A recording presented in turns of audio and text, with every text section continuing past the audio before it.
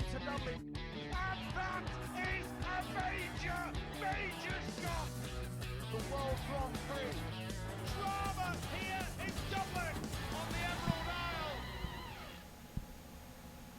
Hello and welcome to On The Wire. It's the PDC's exclusive online show on the YouTube channel for partypoker.com, World Grand Prix Darts in Dublin. We've had a fantastic third day. I'm Laura James and here are your headlines.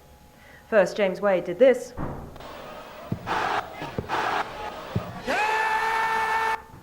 Robert Thornton then did this.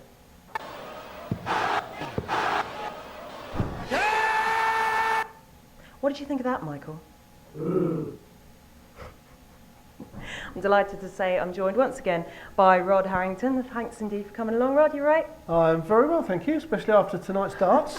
Has your heart stopped thumping yet? It was an incredible night of darts. I mean, Brendan Dolan was the history maker in doing the 1-9 darter, but to have two in the same match in the double in is just incredible. And of course they outstaged Phil Taylor, which he won't like that.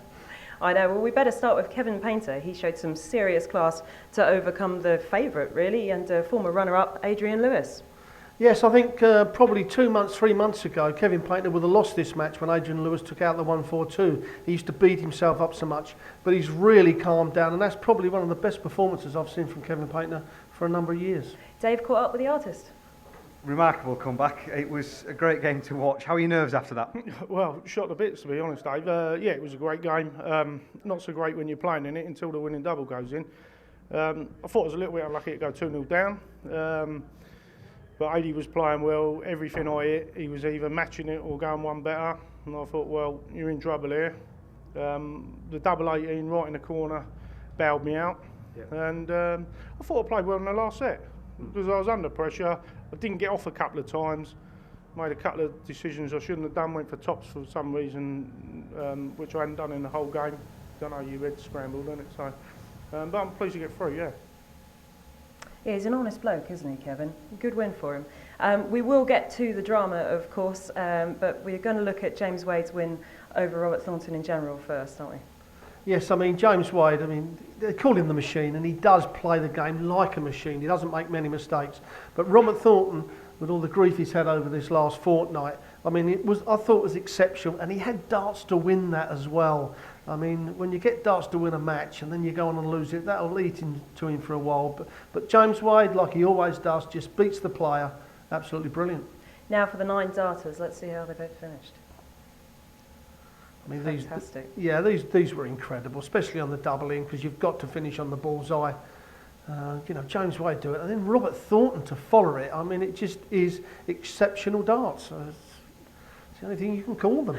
And it wasn't just that, of course. Wade's 9 darter followed up with a 1-5-6 as well. It was just the standard of darts throughout was amazing. And Dave caught up with James. Yeah, I think it was all going well today in the 9 darter. I got a little bit excited, and for Robert to do what he did as well was great as well. And it's move on and look forward to my next game. You were on the receiving end of Brendan's 9 darter here 3 years ago, and then you went on and obviously hit one tonight. Just if you can talk us through what was going through your head as those last 3 darts went in. Oh, it's quite a common occurrence now for a 9 darter to be hit against me. There hasn't been one for donkey's years.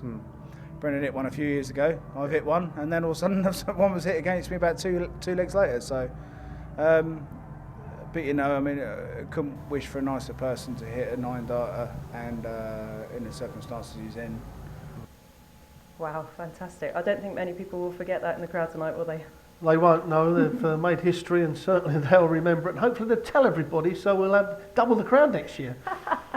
Phil Taylor, of course, is through to the quarterfinals after his eventual demolition of Andrew Gilding, someone who said he didn't really know an awful lot about before tonight. No, Andrew's been a person who's been coming on left field all the way forward through the tour events. He really is a good player. You can't take him lightly, one of the most improved players in the world. And Phil Taylor in that first set was just fast asleep. And he was very lucky to get away with it, because if Gilding had taken the second set, then Phil would have been in big trouble. But just that bit of experience and the double in really did go in Phil's favour. He still had that wry smile on his face every now and then, but he's his own biggest critic deep down, isn't he? He is, yeah. I mean, you always know when Phil's going to get nervous or he's under pressure because he starts to bite his flights. And when he puts his hand up to throw the first dart, you can see the flight actually shaking. And that was happening. So Gilding had him there. That second set, if Gilding could have taken that, we could have seen a massive upset. Last game of the night was Gary Anderson versus Mickey Mansell. Gary, well, eventually coming out on tops. Well, a game like the Phil Taylor game, I mean, Anderson was fast asleep in the first set. And it just took him a while to get going. Once he did get going, he hit 4 180s in the end. And won quite convincingly. But again, like the Gilding match, if Mickey Mansell had done something in that second set, we could have had a totally different outcome. Right, for those of you who fancy a flutter on tomorrow night, let's have a look at your odds for the matches coming up. Well, there we have it. The first game up, Peter Wright against Stephen Bunting, and 10 to 11 the two. It means that we can't split them. It is going to be that close a game. You wouldn't get a penny of my money on here. It's a flick of a coin. It really is. Stephen Bunting's got a lot to prove. Peter Wright, he's been playing brilliantly for the last 18 months, 2 years, so I can't call that. Richie Burnett played absolutely brilliant last night against Simon Whitlock. But Terry Jenkins, 7 major finals he's been to. He really is great on doubles. He doesn't bottle it. And I just think he's going to nick it over the extra couple of sets. And I think Burnett, the snatch may come out quite a bit there. The next match, there's no value in Van Gerwen. I think he will beat Dean Winstanley, who played absolutely brilliant himself last night.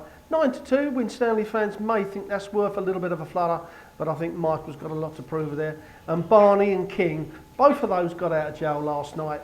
Barney, well, you think he should have lost, but he did get through it. I think Barney's going to beat King tonight. So that's the 4 matches. What about your pick of the night? Well, I'm going for Barney to win and Terry Jenkins to win as a double. Plays 11 to 8. Perhaps, you know, people think, well, there's not a great deal of value there, but if it's a win, it's great value. Meanwhile, it was a day off for some of the players, but they were still feeling competitive and had a game of poker with the sponsors.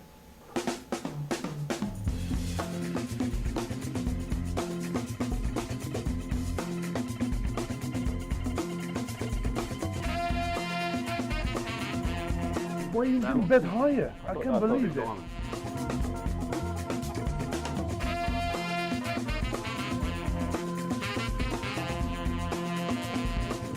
Any winning hands in there today? The cards weren't running for me. I mean, I had a couple of good hands, but nothing came in apart from that.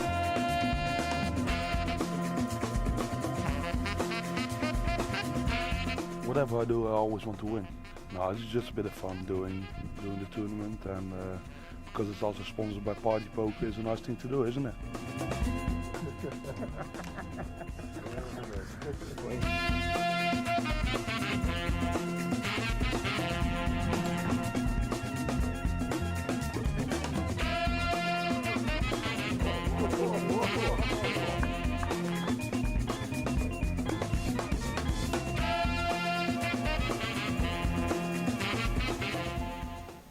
That looked like a bit of fun, didn't it? It did, yeah. I like a game of poker myself, but I got caught on the golf course and got soaking wet. Meanwhile, we don't know what's wrong with him, but John McDonnell just can't help himself. Here he is with another Twitter takeover, this time with Kevin Painter.